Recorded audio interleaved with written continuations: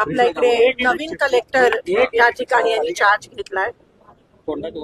2 महिन्यापूर्वी मी सांगितलेलं, तुम्हाला आठवत असेल, की पहिली विकेट 2 महिन्यात कलेक्टरची झाली आणि तसं साबित झालं, तसं सिद्ध झालं. आज नवीन कलेक्टरनी चार्ज घेतला, कारण का जुन्या कलेक्टरनी स्वतःहून कदाचित नागपूरला बदली करून घेतली, कारण का सोलापूरवर जे कोणी अधिकारी आहे, कलेक्टर लेवल असेल, एसपी लेवल असेल, सीओ लेवल असेल, म्युनिसिपल कमिशनर असतील, सगळ्यांवर प्रचंड दबाव आपल्याला दिसून येतोय.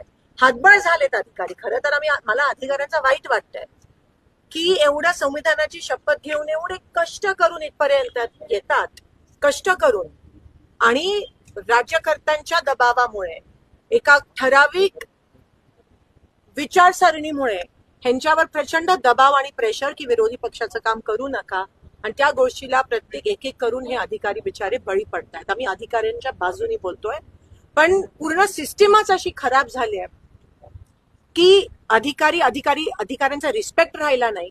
ते गव्हर्नमेंट शासनाचे नौकर म्हणून काम करायला लागलेत, आणि ह्या गोष्टीचा मी त्या ठिकाणी निषेध करते. अनेक दिवसापासून डीपीडीसी, खासदारांची डीपीडीसी निधी प्रलंबित आहे. ह्यांची समाज एवढी छोटी आहे की जेव्हा डीपीडीसीची निधी अडवतात तेव्हा ती माझी वैयक्तिक निधी अडवत नाही. प्रत्येक गाव ज्यांनी मतदान केलंय काँग्रेससाठी, त्या गावातल्या शेतकऱ्याची निधी अडवत आहे. कुठे डीपीची, कुठे रस्त्याची, कुठे गटाराची, कुठे समाज मंदिराची. प्रत्येक गावातला शेतकरी हा आतुरतेने वाट बघतोय की आमची कामं कधी मंजूर होत आहेत. मग हा सरकारकडून, पालकमंत्र्यांकडून होणारा खूप मोठा पाप आणि अन्याय आहे आमच्या शेतकऱ्यांवर. कारण का इथे एमव्हीएचे खासदार असल्यामुळे, काँग्रेसचे खासदार असल्यामुळे जाणून बुजून ही निधी अडवण्यात आली आहे. काही अधिकाऱ्यांशी जेव्हा मी फोनवर बोलते तेव्हा ते म्हणतात की मॅम आप समझ सकते हो ना हमारे ऊपर कितना प्रेशर है. मला मी नाव घेऊ इच्छित नाहीये, पण हे प्रेशर आहे, हा दबाव आहे. आज मी या पत्राद्वारे, कलेक्टर नवीन आले तामिळनाडूचे, संविधानाची शपथ घेऊन प्रचंड कष्ट करून इथपर्यंत पोहोचले, त्यांना मी निवेदन देते. 15 दिवसात आमच्या डीपीडीसीची, आमच्या शेतकऱ्याची, आमच्या कष्ट करणाऱ्या गावकऱ्याची निधी जर मंजूर करून दिली नाही तर आम्ही आंदोलन आणि किंवा अमरण उपोषणाचा या ठिकाणी इशारा देत आहोत.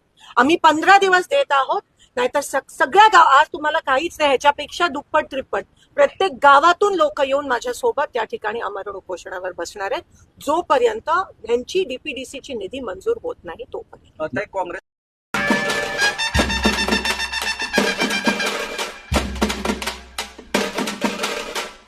उद्योगपती श्री अनंत मुकेश अंबानीजी यांना वाढदिवसाच्या हार्दिक शुभेच्छा.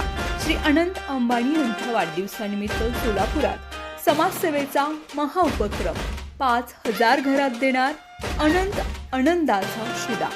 शहरात 14 ठिकाणी होणार अन्न शिक्षण आरोग्य उपक्रम. शुभेच्छुक शिखर पहाडिया फाउंडेशन, सोलापूर.